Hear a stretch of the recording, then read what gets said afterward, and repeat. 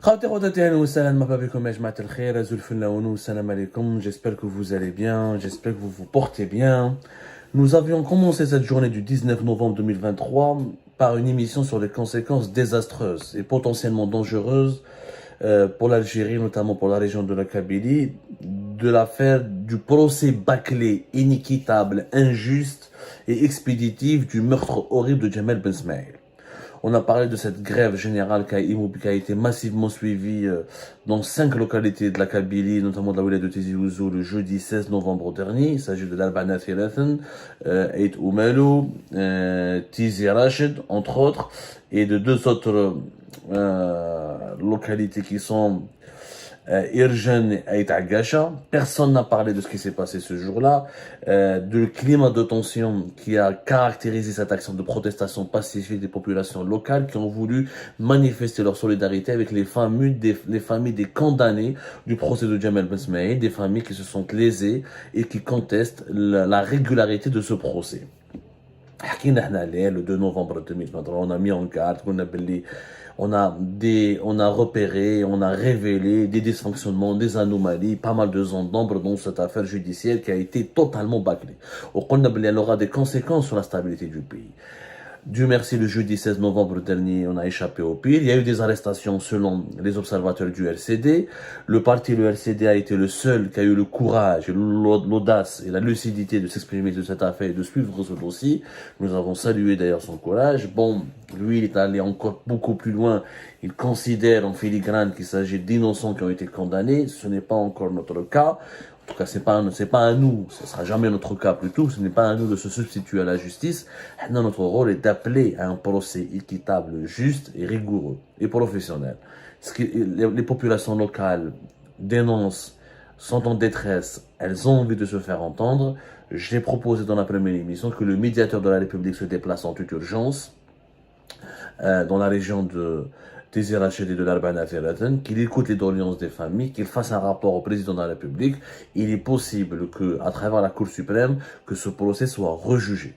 Au fur et à mesure les endombres, les anomalies, encore une fois, et les irrégularités. Maintenant, beaucoup d'entre vous me disent, mais Abdou, arrêtons, vous êtes en train de défendre des gens qui ont assassiné, immolé, lynché, la justice n'a fait que son travail, les images étaient claires, c'était du flagrant délit, c'était diffusé en direct sur les réseaux sociaux, notamment sur Facebook, les personnes, les coupables étaient facilement identifiables, etc.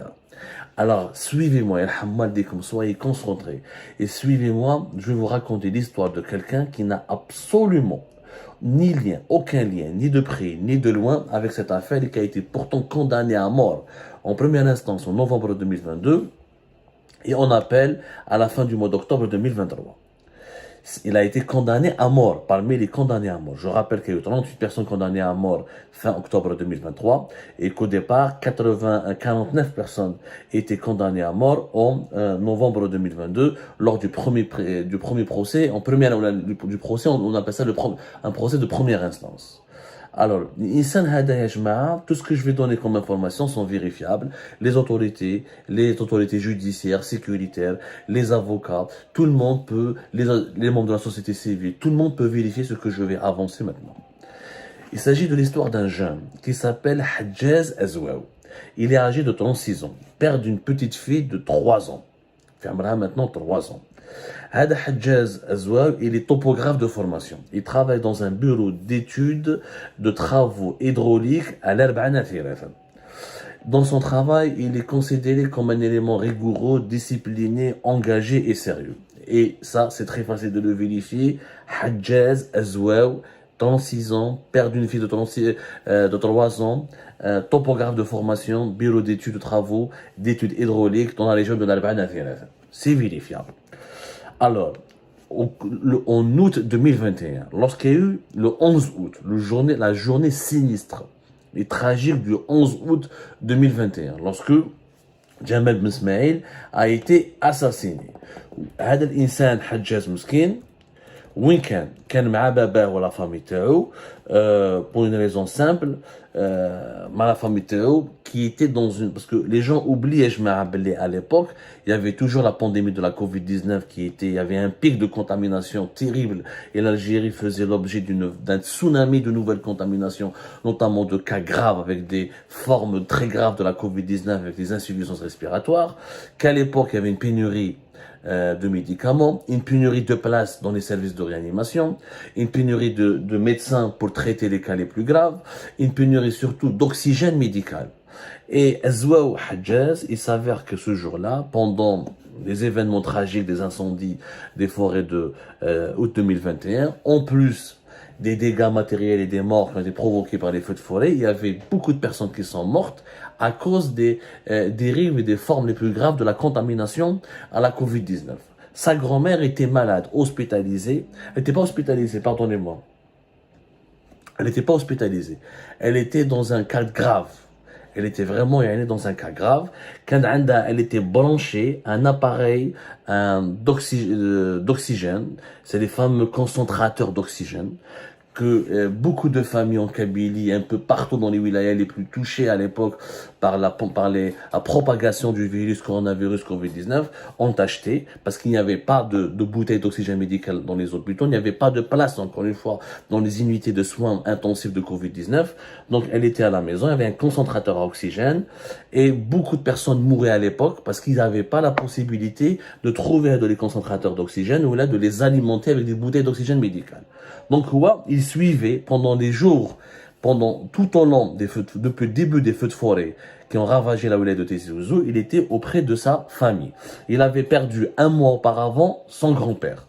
Et sa grand-mère était en danger de mort. Était vraiment en danger de mort. Le 11 août 2021, il y a des témoins oculaires qui peuvent attester de la véracité des informations que j'avance. Il est sorti avec des parents à lui, il est sorti chez lui pour chercher un infirmier. Donc il a passé toute la journée du 11 août en compagnie de sa grand-mère malade, contaminée par les symptômes les plus graves de la Covid-19, qui risquait donc de mourir. Il sortait juste chercher un infirmier. Il a passé toute la journée avec les membres de sa famille.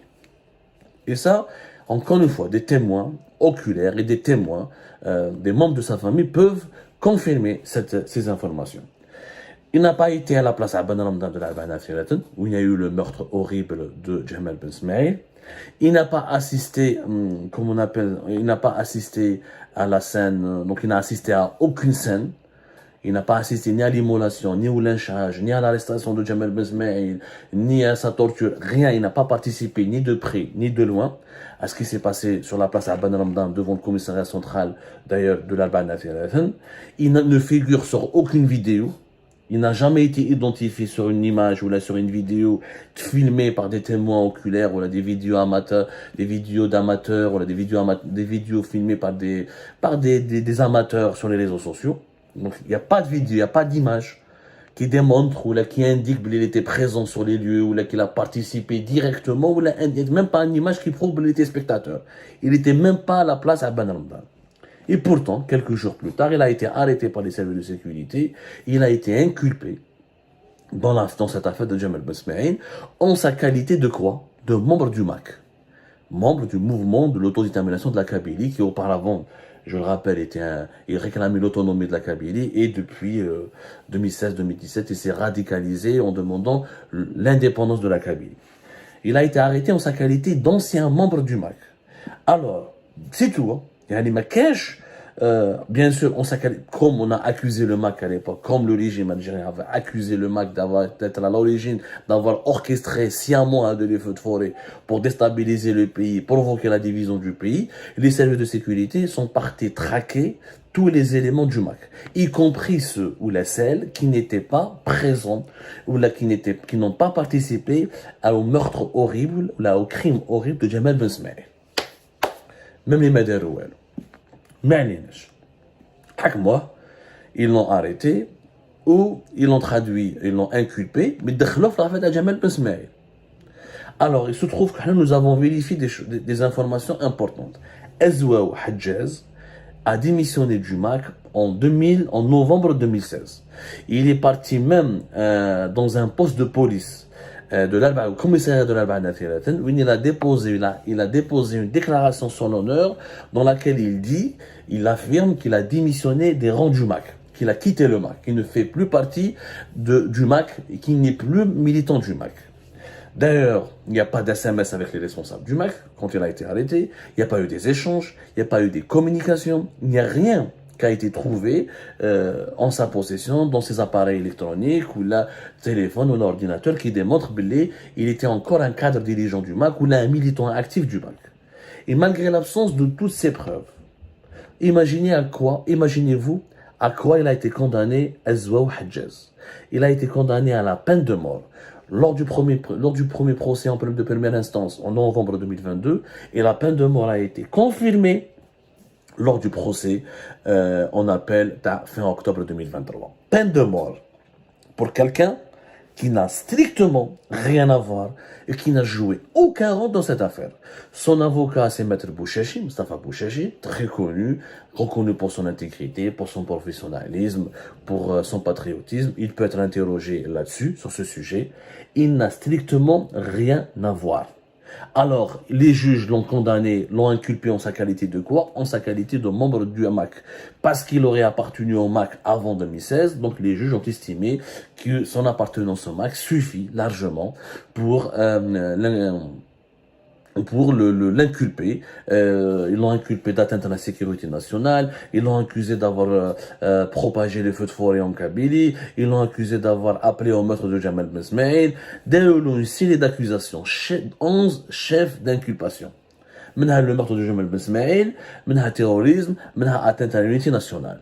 11 chefs d'inculpation contre une personne qui n'a absolument joué aucun rôle. ما كاش يعني سبحان الله العظيم لو كان au moins il était sur place ولا كش ما دار ولا il a filmé ولا il a fait un commentaire ولا il a demandé ما على باليش انايا ولا il a demandé quelque chose ولا il a appelé au meurtre ولا il a demandé il a donné de l'argent à des gens ou là il a incité. Il n'y a strictement aucune relation entre lui et le meurtre de Jamal Ben Smaïl. Sa famille, elle est sous le choc. Il a été arrêté de façon spectaculaire. Apparemment, ce sont les agents de la brigade de recherche et d'investigation, la BLI, qui ont débarqué chez lui, l'ont arrêté. Il a été, voilà, dans des conditions vraiment spectaculaires. Hein. Je trouve malabel, je vois un terroriste. Encore une fois, ni d'Adam ni d'Ève. Je ne le connais pas. Ce n'est pas un ami. Ce n'est pas une connaissance à moi. J'ai fait une petite enquête. J'ai pris un cas de ces personnes qui ont été condamnées à mort et j'ai cherché à comprendre. Qu'est-ce que ces gens-là ont fait? J'ai parlé avec son entourage. J'ai parlé avec plusieurs personnes qui le connaissent. J'ai parlé avec des sources locales au niveau de l'Arba'a Nathiratan. Apparemment, lui, il est originaire d'un village qui est juste à côté.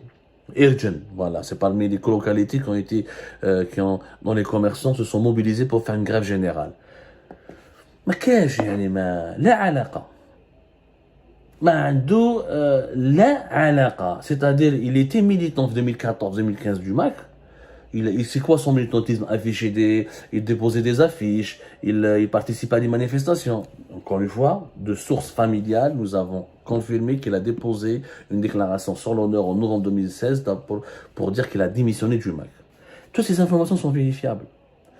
Donc voilà un cas d'un condamné à mort dans l'affaire de Jamal Ben Smaïl qui a été sacrifié, brisé en 1000 morceaux. Imaginez-vous sa famille, sa fille qui est âgée de 3 ans, son père condamné à mort alors qu'il n'a rien fait.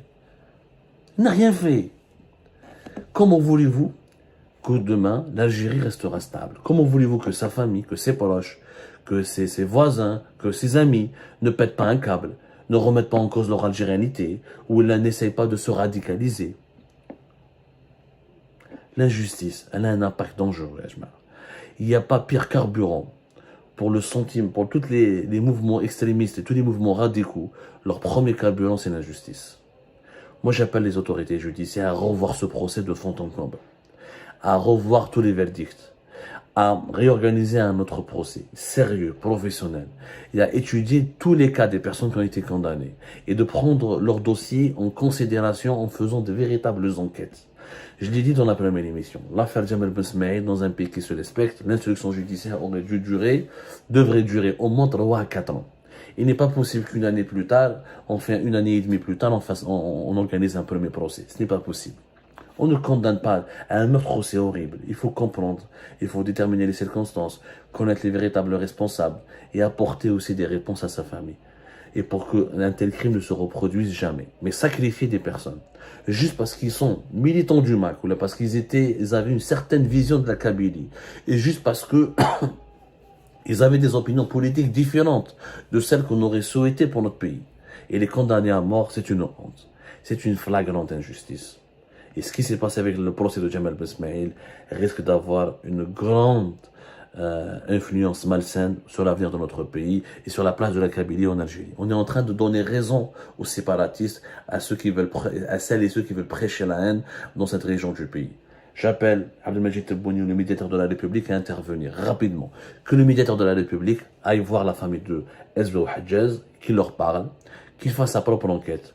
Et vous allez voir que, franchement, il y avait une grande injustice qui doit être corrigée en extrême urgence.